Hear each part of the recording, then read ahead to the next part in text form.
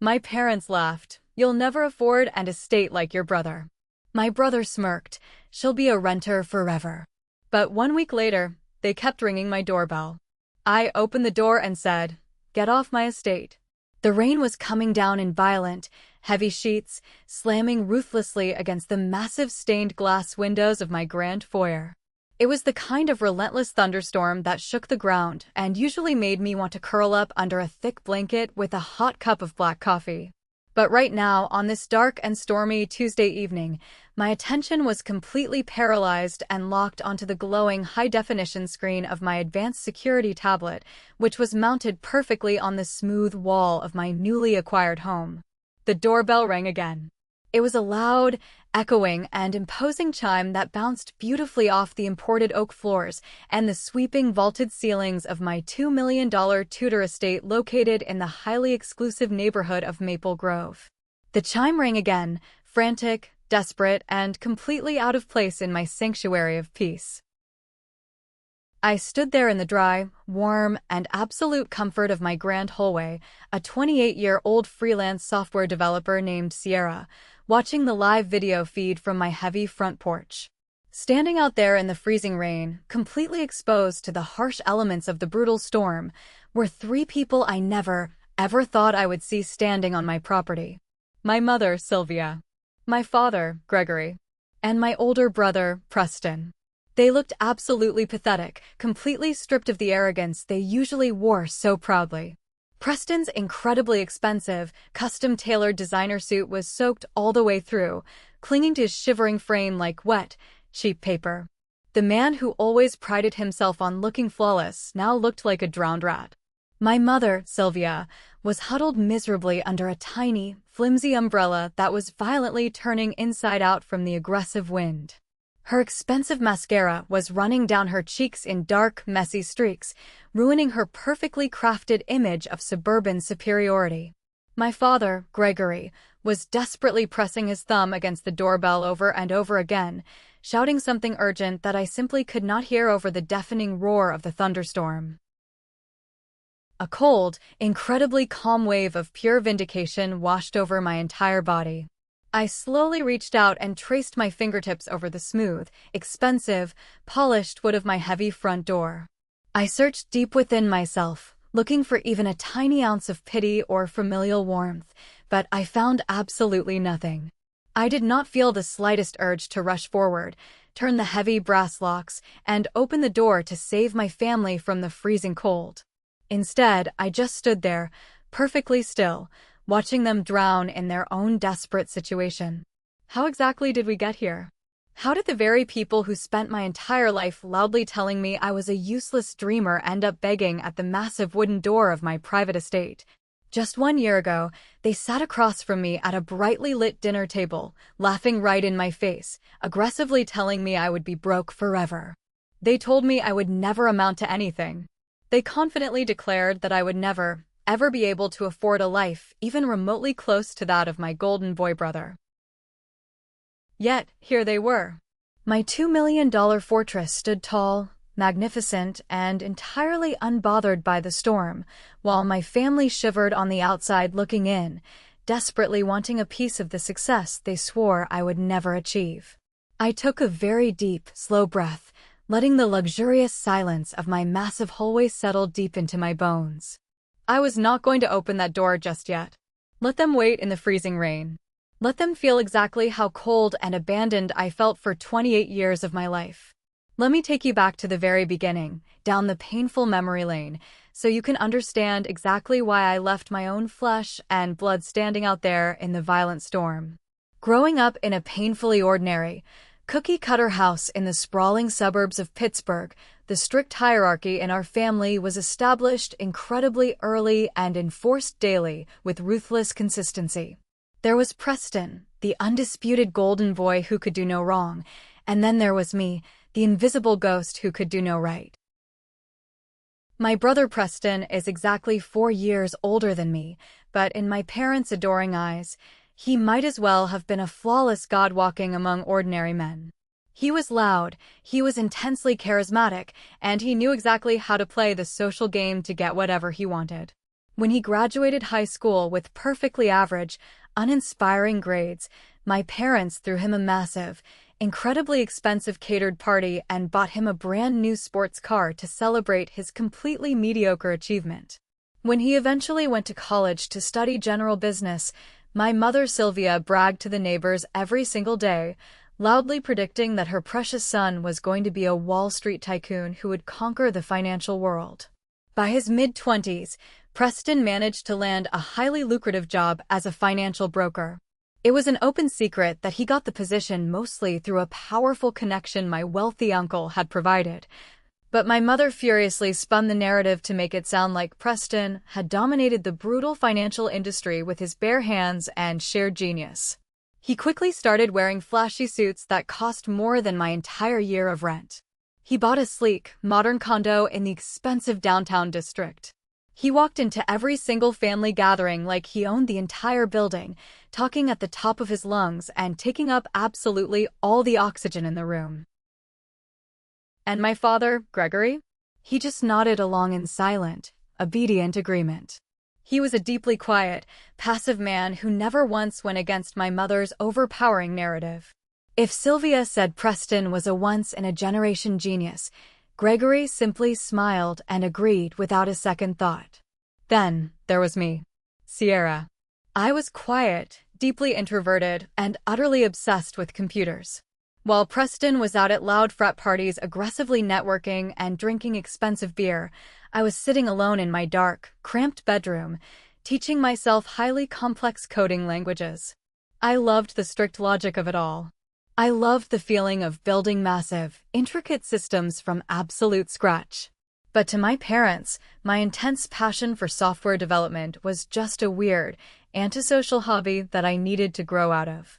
When I finally decided to skip the traditional, soul-crushing corporate route and become an independent freelance software developer, my mother acted like I had just announced I was joining a traveling circus. She constantly called it a stupid phase. She referred to my career as a silly little computer gig that would never pay the bills. Every single time I tried to talk about my exhausting work, about the innovative apps I was building or the tech clients I was pitching, her eyes would immediately glaze over with extreme boredom. She would quickly and rudely change the subject right back to Preston's latest corporate promotion or his incredibly expensive new leather sofa.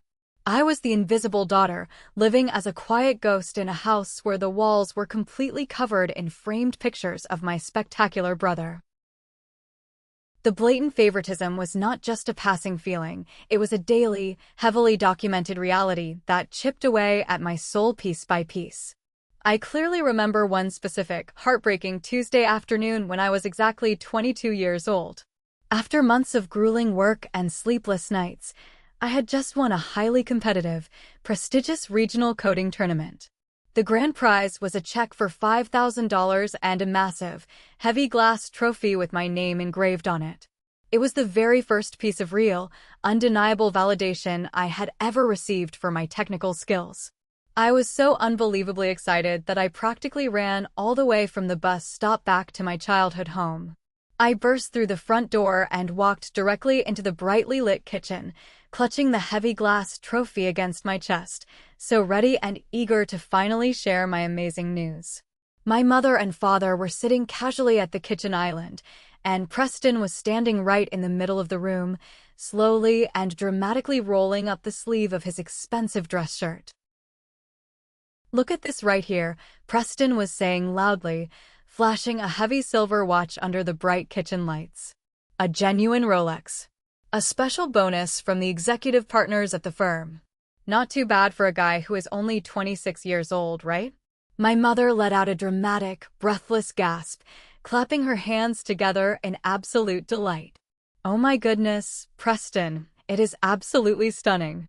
You deserve every bit of it, you work so incredibly hard. Gregory, just look at your amazing son."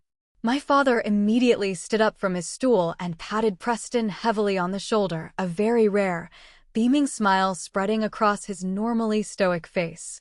"I am so incredibly proud of you, son. You are really going places." I stood completely frozen in the doorway, the heavy glass trophy suddenly feeling like a massive, worthless block of solid lead in my shaking hands. "Hey," I said softly, my voice barely rising above a whisper. "I actually won the major coding competition today. First place." My mother briefly snapped her head in my direction, her expression immediately flattening. "That is nice, Sierra," she said dismissively, her eyes instantly darting right back to the shiny silver watch on Preston's wrist. "Preston, honey, does that watch come with a lifetime warranty? You really need to ensure that immediately before you scratch it." I did not say another word. I slowly turned around, walked quietly back to my dark bedroom, placed the heavy glass trophy on the very edge of my dusty wooden bookshelf, and sat down on the edge of my bed in complete, crushing silence. That was the exact day I finally realized a fundamental, devastating truth. I was never, ever going to win their love or respect. It simply did not matter if I built the greatest, most revolutionary software in the entire world. In their deeply biased eyes, my greatest life achievements would always be written in temporary pencil, while Preston's smallest accomplishments were beautifully carved in permanent stone. The Rolex watch instantly became the glorious new centerpiece of every single family conversation for months, while my hard-earned trophy just sat there, collecting a thick layer of dust until I eventually threw it into a brown moving box and forgot about it completely. With every passing year, the emotional and financial gap between us grew vastly wider. I was grinding away in a tiny, heavily overpriced downtown apartment, desperately taking small, underpaid freelance coding jobs just to keep my electricity running. Preston, meanwhile, was visibly living the absolute high life, making risky financial deals and loudly flaunting his excessive wealth. The dark resentment inside my chest was building up slowly, drop by painful drop, just waiting for the massive dam to finally break. The massive dam of resentment finally broke on an incredibly hot, suffocatingly humid Friday evening last summer. It was supposed to be a mandatory, formal family dinner at my parents' house out in the wealthy suburbs. I absolutely dreaded these specific family dinners with every fiber of my being. They were never actually about spending quality time together or bonding as a loving family.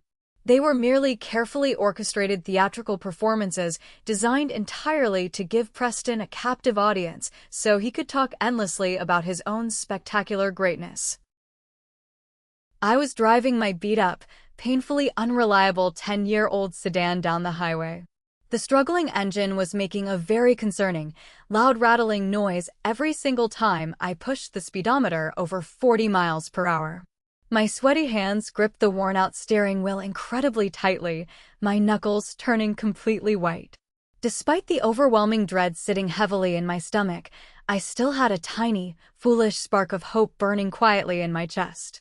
After years of struggling, I had just officially registered my own independent business entity, CodePath Solutions, and miraculously secured 2 highly solid, long-term corporate contracts. I was finally making real, consistent money. It was enough money to finally stop having panic attacks about buying basic groceries.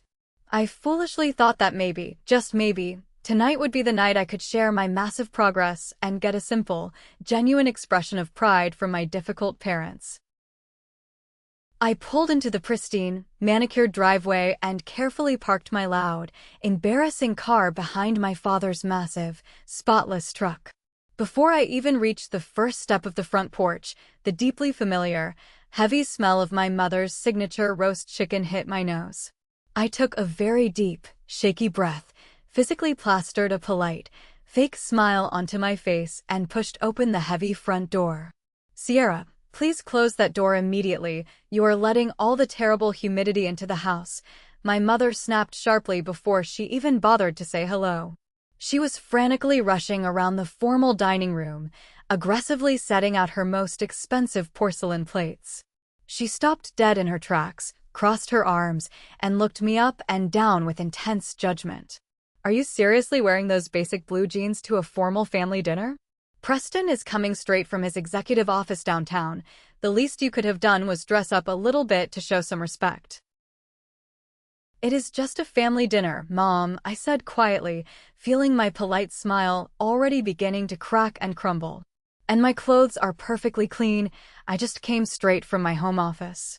My father walked slowly out of the kitchen, carefully holding a ridiculously expensive bottle of red wine.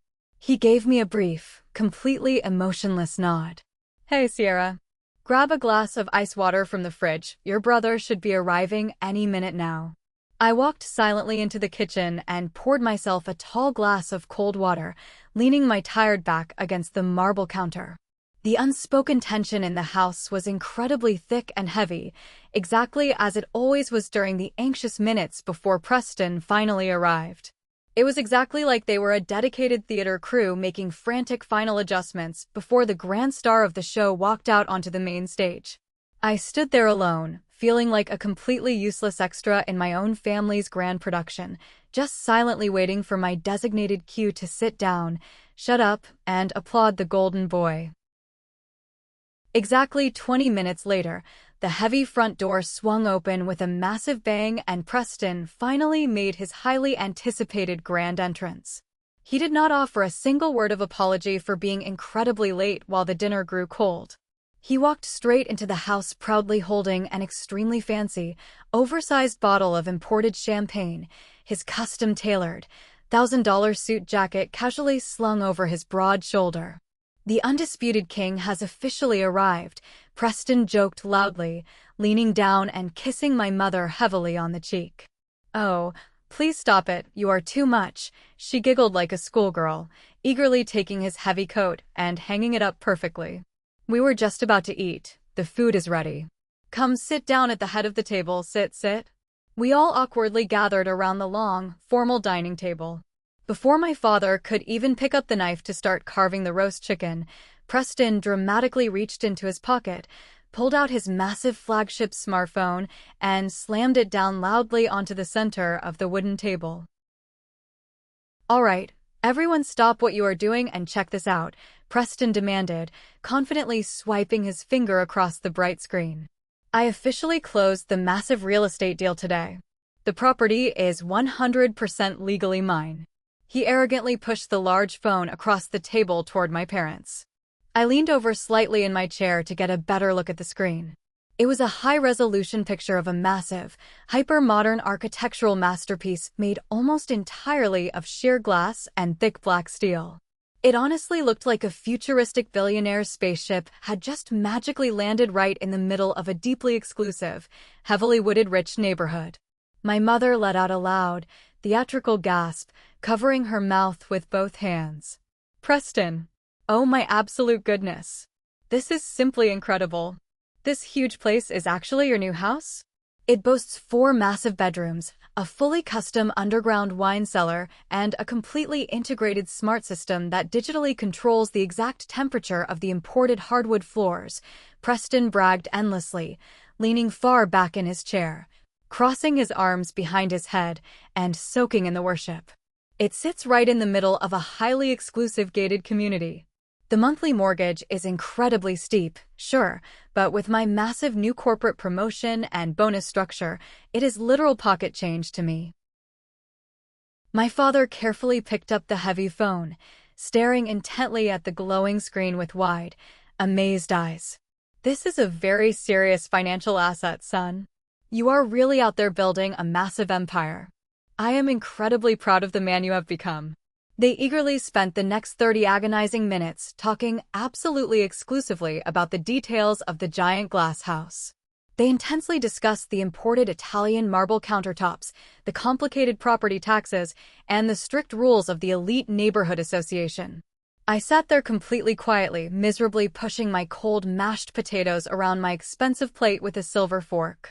Every single time I tried to politely interject, hoping to maybe bring up the exciting fact that I had just successfully signed a major tech client to a year-long contract, the conversation smoothly and aggressively pivoted right back to Preston's undeniable greatness. It was physically suffocating. I felt my chest tightening with intense anxiety. The very small, fragile spark of hope I had foolishly brought with me had been completely and utterly suffocated by the heavy, toxic blanket of Preston's massive ego. The miserable dinner was finally winding down, and the oversized bottle of imported champagne was almost completely empty.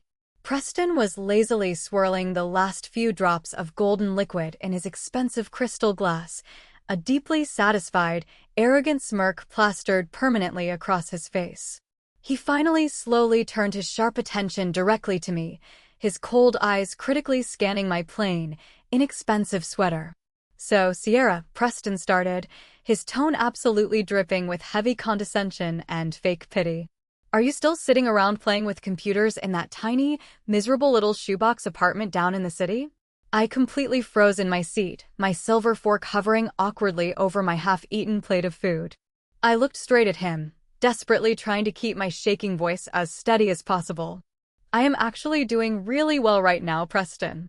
I just officially registered my software business as an LLC. I have a few major corporate clients on a monthly retainer now." My mother immediately sighed incredibly loudly, rolling her eyes toward the ceiling in dramatic exasperation. "Sierra, please stop this nonsense. Registering a fake name online does not make you a real CEO. You are still just doing random, low-paying odd jobs on the internet. It is completely unstable and honestly embarrassing." "It is absolutely not odd jobs, Mom," I firmly defended myself, feeling my voice rising slightly in pitch despite my best efforts to stay calm. "I build highly complex back-end security systems for real companies. It is deeply technical, specialized work. I am actually saving a lot of money in the bank right now." Preston suddenly let out a sharp, incredibly loud, mocking laugh that echoed terribly through the dining room. "Saving money for exactly what? A slightly bigger shoebox to rent? Come on, Sierra. Grow up and face reality for once in your life." I desperately looked over at my father, silently begging and hoping with all my heart that he would finally step in and stop this cruel bullying. Instead, he just took a slow, deliberate sip of his red wine and stared blankly at the wall, completely removing himself from the situation as he always did. My mother reached across the table and patted my hand with sickeningly sweet, patronizing pity. "Listen to your successful brother, Sierra. We just worry about your future. We all know perfectly well that you will never afford a $2 million estate like him, but we at least want you to be able to pay your cheap rent without begging for help. You really should swallow your pride and ask Preston if his fancy company needs some basic IT support." There it was. The ultimate unforgivable insult. It was not yelled in a fit of rage, it was delivered with a polite, smiling face and a gentle pat on the hand, which made it cut 10 million times deeper into my soul. "You will never afford a $2 million estate like your brother." Preston chuckled darkly, swirling his drink again. "Yeah, she will be a pathetic renter forever if she keeps blindly chasing this stupid little freelance fantasy of hers." Right then and there, something deep inside my brain just clicked. It was not a loud, dramatic snap. It was a completely quiet, incredibly profound, permanent psychological shift. The massive, burning anger that had been violently boiling inside me for decades suddenly went ice cold. The desperate, pathetic need for their parental validation, the lifelong desire to somehow make them proud, just instantly died. It completely evaporated into thin air, leaving nothing but absolute clarity behind. I did not scream at them. I did not cry a single tear. I completely calmly picked up my cloth napkin, folded it perfectly into a neat square, and placed it gently on the wooden table. "What on earth are you doing?" my mother asked, her perfectly plucked brow furrowing in genuine confusion. "I am leaving," I said. My voice was so unnervingly calm and flat that it didn't even sound like me. "Oh, for heaven's sake, do not be so incredibly dramatic," Preston scoffed, rolling his eyes. "Can you seriously not take a tiny little reality check without throwing a childish tantrum?" I did not even look at him. I looked directly into my mother's eyes, then shifted my cold gaze to my father. I slowly stood up from my heavy wooden chair. "Thank you for the dinner," I said quietly. I turned around and walked straight to the front door. I clearly heard my mother loudly calling my name, her voice tinged with deep annoyance and fake concern, but I absolutely did not stop walking. I pushed open the door and walked out into the suffocatingly humid summer night, got straight into my rattling, embarrassing car and drove away into the dark. As I accelerated and merged onto the empty highway, the absolute silence inside the car was deafening. I realized in that exact moment that I was entirely, fundamentally alone in this world. But for the very first time in my entire 28 years of life, that realization did not terrify me. It completely and utterly liberated me. Thank you for watching so far. If you are enjoying the story, please take a second to like this video and subscribe to the channel. Also, drop a comment below and tell me which city you are watching from. Every single comment helps the video reach more people, and I truly appreciate your support. Now, let's get back to the story. I finally returned to my cramped, incredibly noisy downtown apartment very late that night and aggressively locked the deadbolt behind me. I did not turn on the television for background noise. I did not play any music to soothe my racing mind. I just walked straight over and sat heavily at my cheap, wobbly wooden desk, staring dead ahead at the completely blank screen of my computer monitor. The exact, cruel words my mother had just said kept loudly echoing in my head on an endless, torturous loop. You will never afford an estate like your brother. She will be a renter forever. They genuinely thought they had heroically given me a much-needed reality check to fix my life.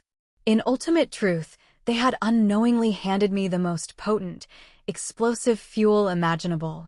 The very next morning, I woke up before the sun even considered rising, filled with a singular, terrifyingly intense level of absolute focus.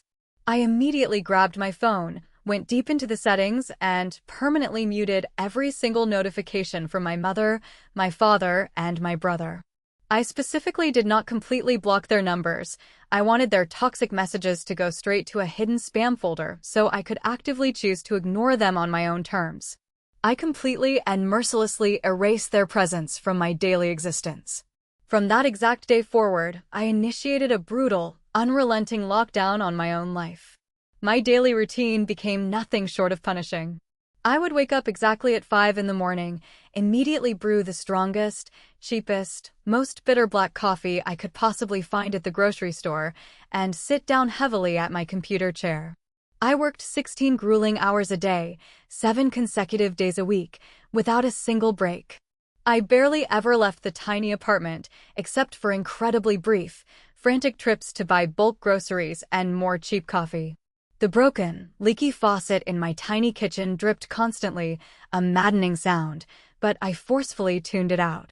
The annoying neighbors regularly played incredibly loud, thumping bass music through the thin walls.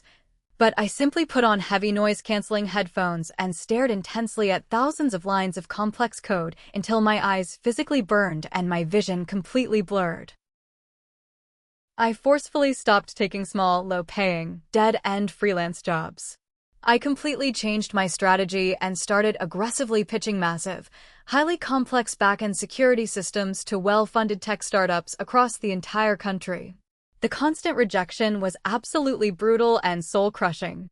Day after excruciating day, I received polite, robotic emails telling me they were going in a completely different direction, or that my independent agency, which was literally just me sitting in a dark room, was way too incredibly small to handle their massive security needs.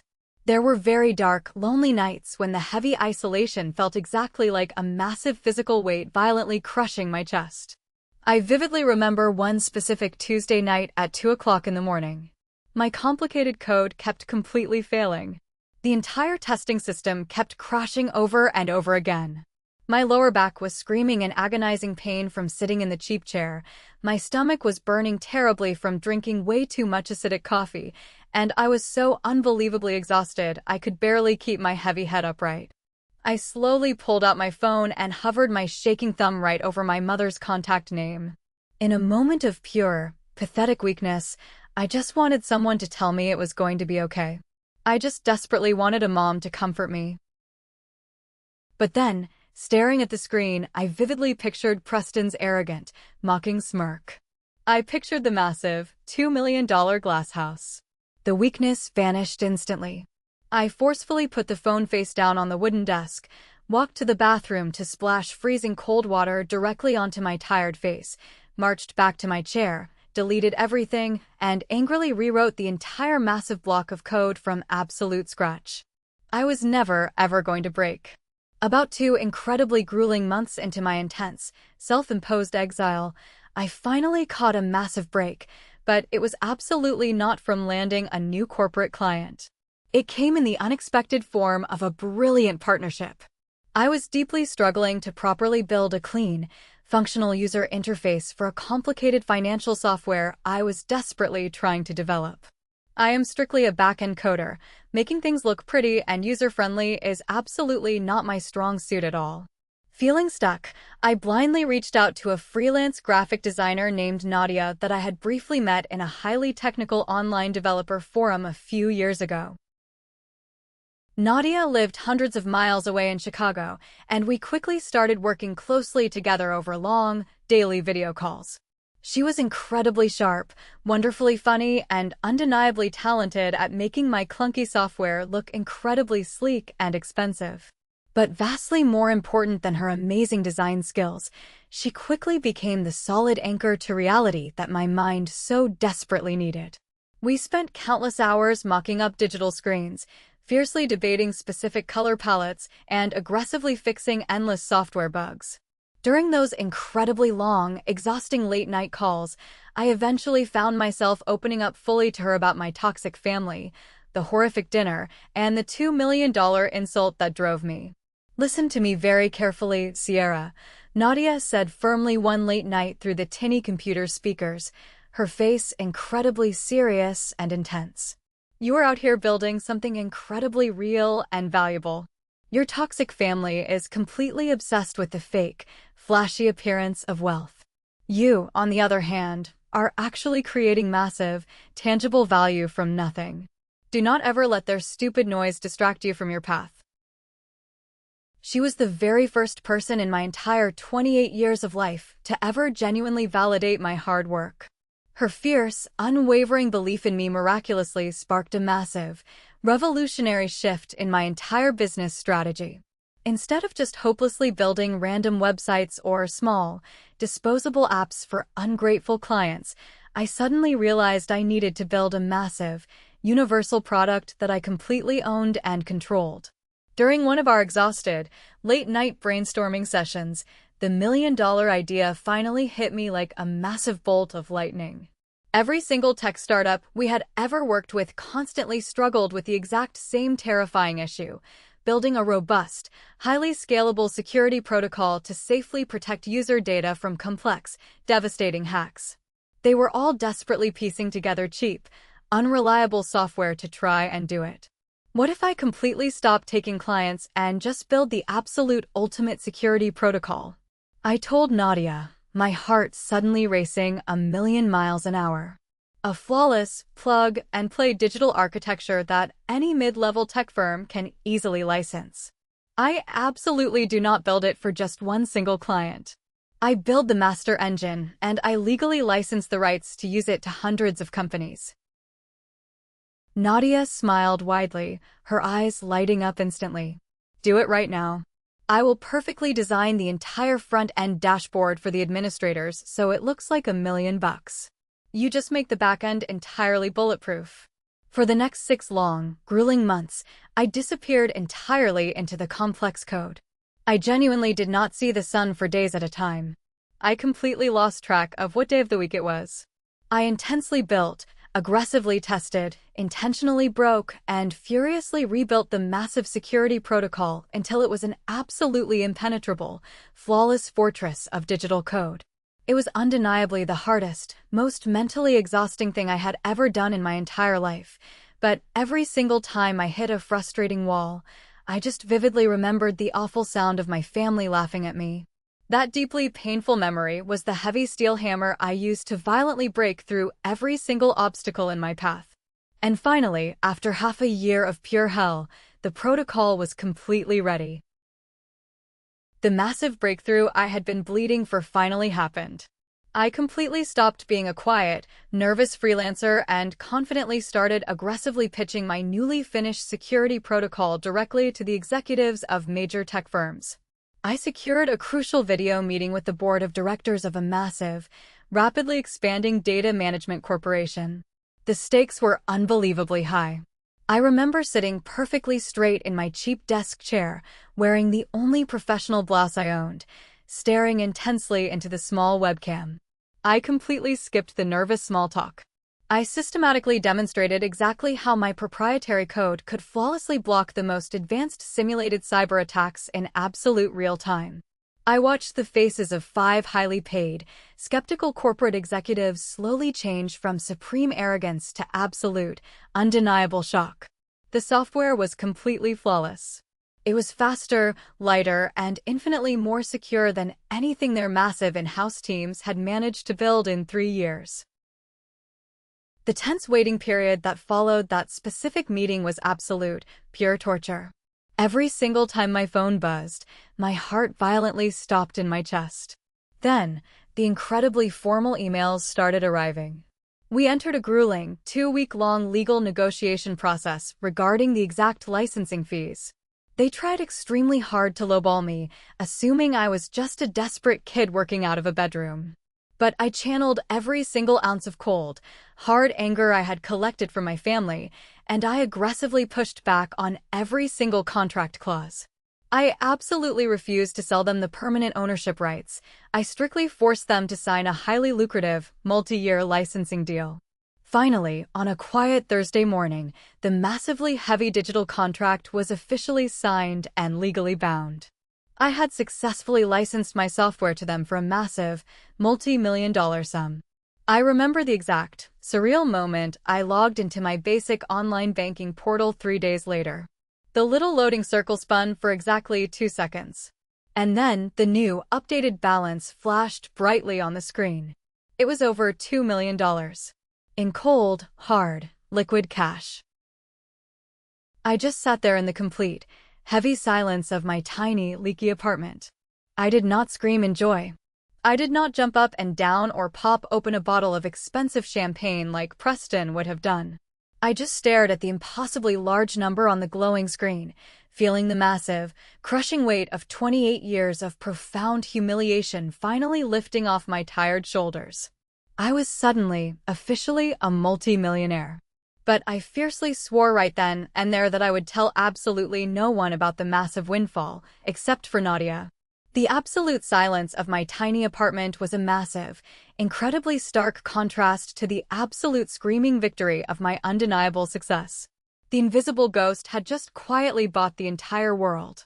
The very next morning after my massive software licensing deal officially cleared the bank, I completely and permanently changed the entire trajectory of my adult life.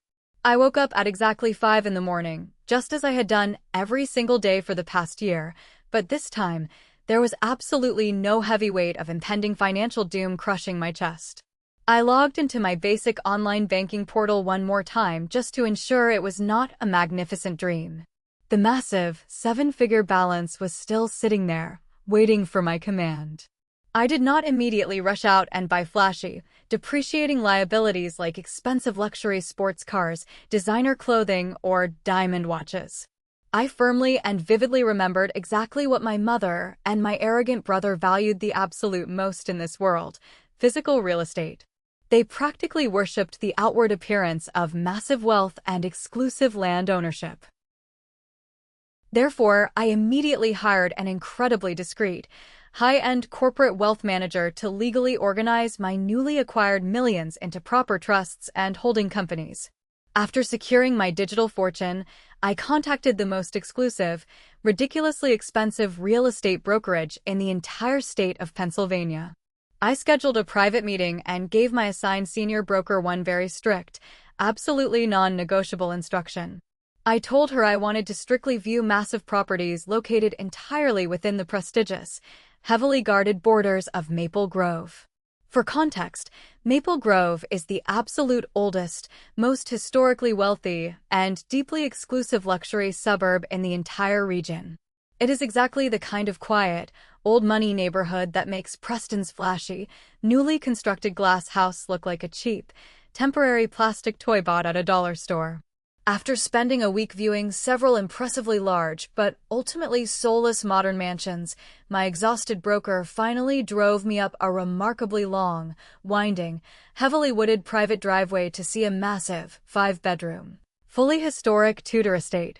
The very second the car rounded the corner and the house came into full view, my heart completely stopped in my chest. It was absolutely breathtaking in every single way. The massive exterior was expertly crafted from gorgeous, weathered red brick and incredibly thick, dark oak timber framing. The architecture featured sweeping, romantic arched doorways, intricate, perfectly preserved original stained glass windows, and 3 massive stone chimneys that reached toward the sky. The asking price was exactly $2 million, listed firmly with no room for negotiation. The current legal owner of the estate was a remarkably sharp, fiercely elegant 80-year-old woman named Dorothy. Dorothy had lived happily in this massive estate for over 50 years, raising her children and grandchildren there, and she was incredibly protective of exactly who she would sell it to. She completely refused to sell to corporate developers who wanted to tear it down. During our private, hour-long walking tour of the property, Dorothy stopped in the grand foyer, looked at my young face, and asked me directly how a 28-year-old woman could possibly afford such a massive, expensive property entirely on her own. I decided to completely open up to her.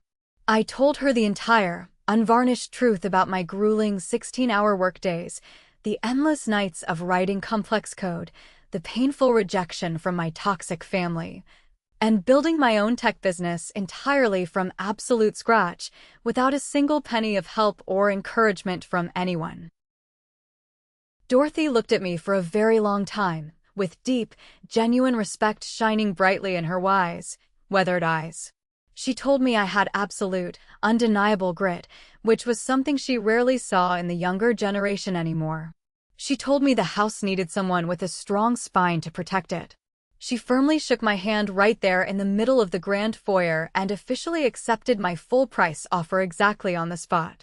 I completely bypassed the agonizingly slow, incredibly invasive mortgage approval process that normal people are forced to endure. I simply instructed my wealth manager to wire the full $2 million in pure, liquid cash directly from my main business holding account to the title and escrow company. Because there was absolutely no bank financing involved, the legal closing process was incredibly fast and completely seamless.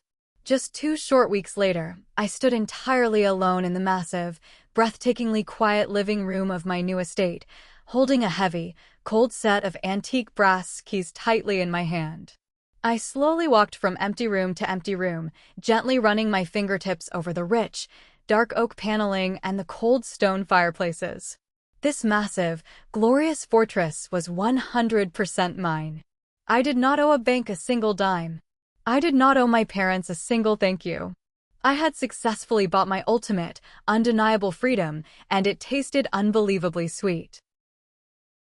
I completely and stubbornly refused to move my cheap, broken down, embarrassing apartment furniture into my beautiful, immaculate new $2 million estate.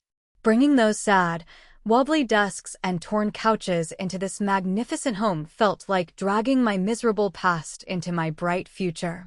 Instead, I spent the next 3 full months orchestrating a massive, highly detailed, and incredibly expensive interior restoration of the entire property. I quietly hired a large team of incredibly skilled, high-end historical contractors to carefully refinish the original oak hardwood floors throughout the entire house, meticulously restoring their incredibly rich, dark grain to absolute, mirror-like perfection. I paid specialized artisans thousands of dollars to completely clean, repair, and reinforce the massive stained glass windows so they would cast beautiful, vibrant, colorful shadows across the grand foyer every single morning when the sun rose. I completely transformed the largest upstairs bedroom, the specific room boasting a massive, original stone fireplace and a sweeping, elevated view of the private back gardens, into my ultimate technological command center. I had the walls reinforced and soundproofed. I installed top-of-the-line, whisper-quiet computer servers in a hidden custom closet, mounted 3 ultra-wide, high-definition monitors seamlessly onto the wall, and purchased a massive, custom-built solid mahogany executive desk that weighed over 300 pounds. I bought a luxurious, highly ergonomic leather office chair that literally cost more than my very first car. This specific room quickly became my absolute sanctuary, a perfectly controlled environment where I could comfortably continue building my software empire in total, uninterrupted peace. During this entire, incredibly busy 3-month restoration process, I was extremely careful to maintain total operational security regarding my personal life. I did not post a single picture or status update on any social media platforms. I completely maintained my absolute, icy silence toward my mother, my father, and my brother. I wanted to disappear completely from their radar. However, I severely underestimated the incredible speed of gossip in wealthy suburbs. The local high-end real estate community is actually incredibly small, and wealthy, bored people absolutely love to gossip about massive cash transactions. Rumors quickly began to furiously circulate around the expensive country clubs, the exclusive golf courses, and the high-end networking events that Preston desperately frequented to maintain his fake image. The massive, uncontrollable rumor was that Dorothy's famous, deeply coveted $2 million historic estate had been quietly purchased in pure, liquid cash by a mysterious, young, fiercely independent female software developer. It was only a matter of time before the invisible, highly obvious dots were finally connected by someone in my family's social circle. I knew deep down in my bones that Preston would eventually hear these specific rumors through his arrogant, gossip-loving finance buddies. I knew exactly what would happen next, and I anticipated their exact, predictable reaction with a cold, highly calculated calmness. I was not afraid. I was actually looking forward to the confrontation.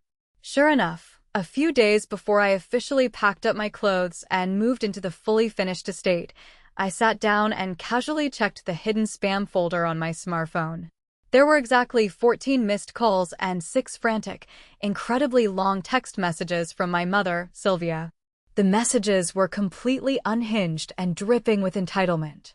She aggressively demanded to know if the wild, ridiculous rumors she was hearing from her friends were actually true.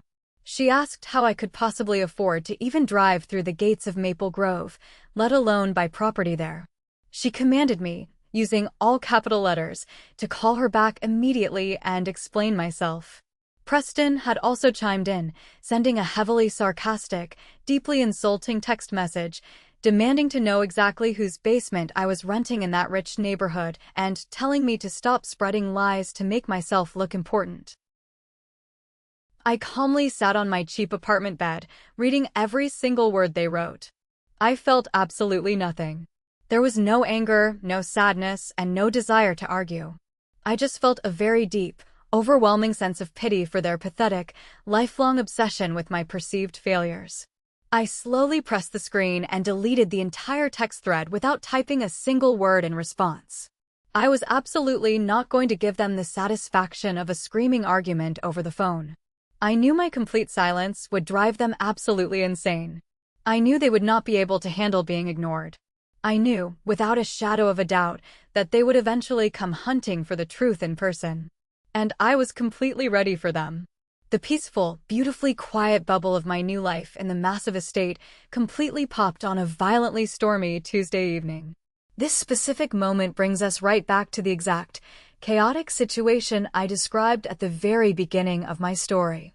I was sitting incredibly comfortably in my luxurious, mahogany-filled home office, listening to the heavy, violent rain fiercely batter the thick glass windows, when the loud, demanding, echoing chime of my advanced security doorbell suddenly rang out through the massive house. I stopped typing my code, slowly stood up from my expensive leather chair, and walked calmly down the sweeping, perfectly polished grand staircase. I stopped in the middle of the foyer and looked directly at the glowing, high-definition security screen mounted on the wall. Seeing my mother, my father, and Preston standing completely soaked and shivering on my front porch sent a sharp, incredibly intense, electric thrill of absolute victory straight down my spine. They had actually driven all the way across the city, entirely through a massive, dangerous thunderstorm, completely uninvited, just to aggressively verify the terrifying rumor that the daughter they hated was massively more successful than their beloved golden boy. I took a very deep, slow breath, gently smoothing down the fabric of my comfortable cashmere sweater. I finally reached out toward the door. I turned the heavy, solid brass deadbolt with a loud, satisfying, metallic click, grabbed the iron handle, and forcefully pulled the massive oak door wide open. The three of them completely froze in their tracks on the wet stone porch. The heavy, freezing rain was absolutely soaking their expensive clothes, but they did not even seem to notice the freezing cold weather anymore. Their wide, unblinking eyes frantically and obsessively scanned the sweeping, brightly lit grand foyer behind me, desperately taking in the imported antique crystal chandelier, the perfectly restored, glowing oak paneling, and the sheer, massive, undeniable scale of the $2 million estate. The absolute shock, pure disbelief, and raw, bitter jealousy aggressively twisting my brother's face was undeniably the single most beautiful, satisfying work of art I had ever seen in my entire life. My mother, Sylvia, was the very first person to break the stunned, heavy silence. Her voice was incredibly tight, shaking violently with a toxic mixture of the freezing cold rain and complete, utter disbelief. "Sierra," she gasped loudly, practically hyperventilating as she grabbed the edge of the doorframe. Is this actually your house? We heard the absolute craziest, most ridiculous rumors from our friends, but there is simply no way on earth you actually own this massive property. Please tell me you are just house-sitting for one of your rich tech clients. Please tell me this is a joke." My father, Gregory, just stood there helplessly in the pouring rain, his jaw completely unhinged, staring blankly at the massive vaulted ceiling of the foyer in total, absolute silence. He could not even form a single word. Preston fiercely crossed his soaking wet, ruined suit arms over his chest, desperately trying to maintain his signature arrogant, condescending smirk, but his eyes were completely wide with pure, unadulterated panic. "Cut the crap right now, Sierra," he demanded, his normally booming voice cracking slightly under the immense pressure. "There is absolutely no way you legally bought this place. It is mathematically impossible. How much massive corporate debt are you drowning in right now? Let us come inside this instant. We need to sit down at a table and discuss your terrible, reckless financial decisions before you completely ruin your life and drag our family name through the mud." My mother immediately took a sudden, highly aggressive step forward, fully intending to physically push her way past me into the dry, luxurious warmth of my private foyer as if she legally owned the place and had the ultimate authority to command me. "We are completely soaked to the bone, Sierra. Move out of the doorway and let your family inside right now so we can talk about this ridiculous situation." I did not move a single, solitary inch. I planted my feet incredibly firmly on my expensive, perfectly polished hardwood floor and stood completely tall, blocking their path entirely. I looked directly into Preston's terrified, jealous eyes for a long moment, then slowly shifted my freezing, cold gaze to my mother's panicked face. I thought about the heavy glass coating trophy gathering dust in a cardboard box. I thought about the miserable, suffocating family dinners. I thought about the cruel, mocking laughter echoing in my ears for decades. I raised my voice just enough to cut perfectly and cleanly through the loud, booming thunder of the storm. "Get off my estate." Before any of them could even properly process the harsh words or form a single, pathetic syllable of protest, I forcefully grabbed the heavy iron handle and slammed the massive, thick oak door directly in their shocked, wet faces. The incredibly loud, booming sound of the heavy wood slamming shut permanently and violently severed the toxic, suffocating ties that had bound me to them for 28 years. I aggressively locked the deadbolt, turned around, and walked peacefully back up the stairs to my office, leaving them standing outside in the freezing storm where they truly belonged. Karma is absolutely not always swift in its delivery, but it is always incredibly precise, mathematically perfect, and utterly devastating when it finally arrives. Exactly 8 months after I violently slammed the heavy oak door directly in the faces of my toxic family, the incredibly fragile, completely fake financial empire that Preston had loudly and arrogantly built for himself completely and spectacularly collapsed into a million pieces. I did not even have to go digging around for the dark information. The massive, humiliating financial scandal was the absolute talk of the entire local business and real estate community. Preston, fueled entirely by his massive, unchecked ego and an insatiable, greedy desire to rapidly multiply his wealth so he could continue bragging at dinner parties, had made a series of incredibly reckless, highly leveraged investments in a massive, doomed commercial real estate development on the edge of the city. He had aggressively and illegally bypassed several standard safety protocols and risk assessments at his prestigious financial firm just to push the shady, poorly planned deal through, completely ignoring massive, glaring warning signs in the local commercial market. When the primary corporate tenants unexpectedly and legally pulled out of the project at the very last minute, the entire massive development completely tanked overnight. The resulting financial fallout was absolutely catastrophic and completely uncontainable. Because Preston had incredibly foolishly used his own massive, heavily mortgaged glass house as direct, personal collateral to secure the highly risky commercial development loans, the ruthless, unforgiving corporate banks immediately swooped in to aggressively collect their massive debts. He tried desperately and frantically to quickly liquidate his other small assets and stock portfolios, but it was absolutely nowhere near enough cash to cover the massive, gaping, multi-million-dollar hole he had carelessly and arrogantly dug for himself. Within a matter of just a few deeply humiliating, highly publicized weeks, Preston was completely stripped of his arrogant title and his fake prestige. His prestigious financial firm abruptly and very publicly fired him for severe gross negligence and breach of fiduciary duty, completely and permanently blacklisting him from working in the entire financial industry ever again. His incredibly expensive, leased luxury sports car was aggressively and embarrassingly repossessed right out of his pristine driveway in the exact middle of the day while his wealthy neighbors watched in shock. And the ultimate, absolutely crushing blow finally came when the bank officially and ruthlessly foreclosed on his beloved, heavily bragged about glass house. The golden boy, the untouchable, brilliant financial genius of the family, was completely, legally, and utterly bankrupt.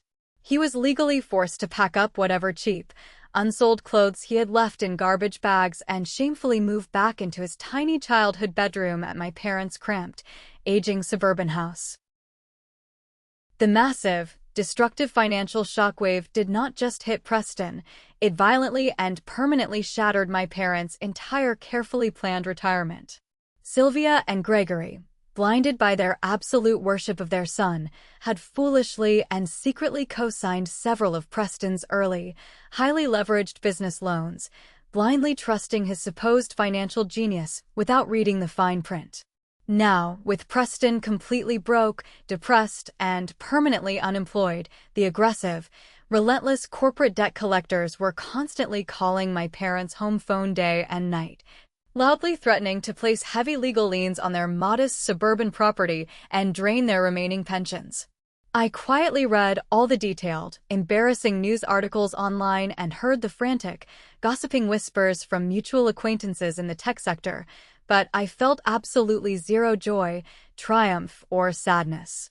I just felt a very cold, deeply clinical sense of complete, absolute closure. The universe had simply balanced the heavy, unequal scales of justice. They had spent decades aggressively laughing at my careful, steady, lonely climb, while blindly and foolishly worshipping a loud, arrogant man who was eagerly building a massive, fragile castle out of loose, shifting sand. The crashing waves of financial reality had finally hit the beach, and their entire fake world was completely washed away into the ocean. The absolute, utter desperation of my ruined family finally attempted to break through my massive digital walls on a beautifully quiet, sunny Thursday morning. I was sitting incredibly peacefully in my beautiful, mahogany-lined home office, drinking premium roasted coffee and carefully reviewing a massive, highly lucrative new software licensing contract when an extremely long, frantic email somehow managed to bypass my highly strict spam filters and landed directly in my primary business inbox. I immediately looked at the sender address. The sender was my mother, Sylvia. I put down my coffee cup, slowly clicked on the massive email, and read carefully through her chaotic, rambling, emotionally charged paragraphs. It was an absolute, undeniable masterclass in extreme emotional manipulation, toxic guilt-tripping, and pathetic, shameless begging. She did not offer a single, genuine apology for the decades of cruel, relentless mistreatment she had put me through. She did not express a single ounce of real remorse for laughing directly in my face at that miserable dinner, or for constantly calling me a failure. Instead, she aggressively launched directly into a desperate, tearful, highly dramatic plea for massive financial salvation. She detailed exactly how Preston had completely lost absolutely everything he owned and was currently deeply depressed, refusing to even leave his dark childhood bedroom to eat or speak to anyone. She explained, using heavy, dramatic capitalization, that their own lifelong retirement savings were completely frozen by the banks and that they were utterly terrified of losing their suburban house to the aggressive debt collectors who were calling them relentlessly. Then came the incredibly predictable, highly toxic climax of her massive email. She boldly and aggressively demanded that I immediately contact my bank and wire them exactly $500,000 in cash to completely clear Preston's immediate legal debts and stop the aggressive foreclosure on their own home. She wrote exactly these highly manipulative words: "You have millions of dollars just sitting around doing nothing, Sierra. We are your blood family. You have a strict moral obligation to protect your brother in his time of absolute need. You cannot just sit happily in your massive, expensive mansion while your own flesh and blood completely drowns in terrible debt. Family always forgives, Sierra, and we need you right now more than anything." I read those exact, audacious words 3 separate times, just sitting there in the silence of my massive office, letting the sheer, unbelievable audacity of her aggressive demands completely sink into my brain. She honestly, truly believed that after 28 long years of actively treating me like an invisible, worthless, deeply embarrassing ghost, she could just snap her fingers, send a dramatic email, and I would eagerly, obediently hand over $500,000 of my intensely hard-earned money to save the very man who repeatedly and cruelly told me I would be broke forever. I did not feel angry. My heart rate did not even increase a single beat. I just felt incredibly, deeply tired of their endless, toxic delusions and their complete lack of basic self-awareness. I realized in that exact, crystal-clear moment that extending even a single, solitary dollar of financial help to them would be the absolute ultimate, unforgivable betrayal of my own soul. It would violently and permanently validate their twisted, deeply ingrained belief that my success only existed to serve Preston's endless, greedy needs. I moved my computer mouse cursor directly over the red delete button. I did not write a single letter or word in response. I did not offer any helpful legal advice or words of basic comfort. I permanently blocked her email address from ever reaching my servers again. I entirely blocked all of their phone numbers from the cellular carrier level so they could not even leave a voicemail, and I immediately instructed my private, armed security company to strictly and forcefully deny them physical access at the main neighborhood gate if they ever dared to show their faces near my property again. I built a massive, impenetrable, permanent wall of cold, silent steel around my entire empire, and I locked them out of my life forever. Exactly 1 full year to the exact day after that miserable, toxic, life-changing family dinner, I hosted a truly beautiful, incredibly intimate housewarming gathering at my grand Tudor estate. I absolutely did not invite 100 fake, wealthy people just to arrogantly show off my massive, new wealth. I only invited the very few, highly selected people who genuinely mattered to my life and my business. Nadia flew in specifically from Chicago for the weekend, completely amazed and awestruck by the sheer, massive scale and historical beauty of the $2 million property. Several of my incredibly loyal, highly trusted business colleagues and brilliant tech partners also attended the private dinner. We gathered warmly in the grand, beautifully restored living room.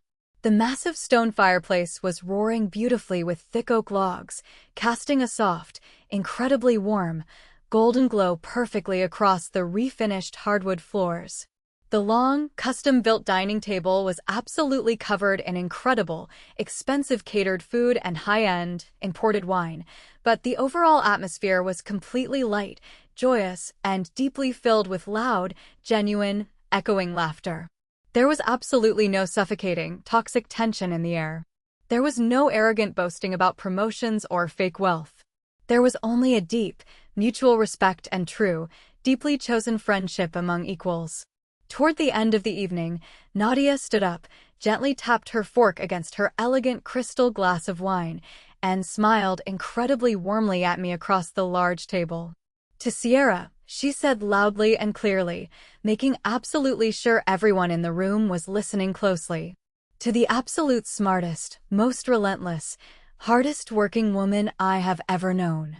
You built a massive, incredible, bulletproof empire completely from absolute scratch, through sheer willpower and endless nights of code, and you deserve every single beautiful, luxurious inch of this incredible estate." Everyone in the room cheered happily and enthusiastically clinked their expensive glasses together.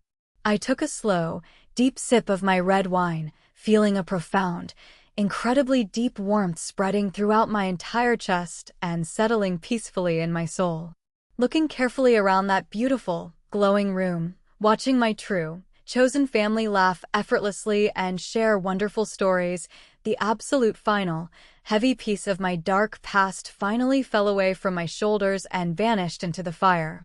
I had spent my entire youth and early 20s desperately, pathetically trying to forcefully fit into a highly toxic, deeply rigged family narrative that was deliberately and cruelly written to make me fail and keep me in the dark. But by finally walking out of that heavy front door, by violently and permanently cutting out the negative people who constantly belittled my dreams, I had successfully and beautifully written my own incredible, undeniably successful story. My massive, multi-million-dollar wealth was absolutely wonderful, providing me with endless security, but my true, lasting, ultimate success was the absolute, unbreakable peace of mind I now possessed every single day. I had completely survived the brutal, lonely storm, and I had successfully built a massive, untouchable, gorgeous fortress right on the other side of the darkness. So, looking back at that miserable dinner, and exactly how I shut the heavy oak door directly in their desperate faces when they lost absolutely everything they valued. Am I wrong for fiercely refusing to blindly bail my arrogant brother out of his massive debt, or was I completely right to aggressively protect the beautiful, peaceful empire I built entirely on my own? Thank you so much for watching. If you haven't subscribed yet, hit that button right now so you won't miss the next daily dramatic story. See you in the next video.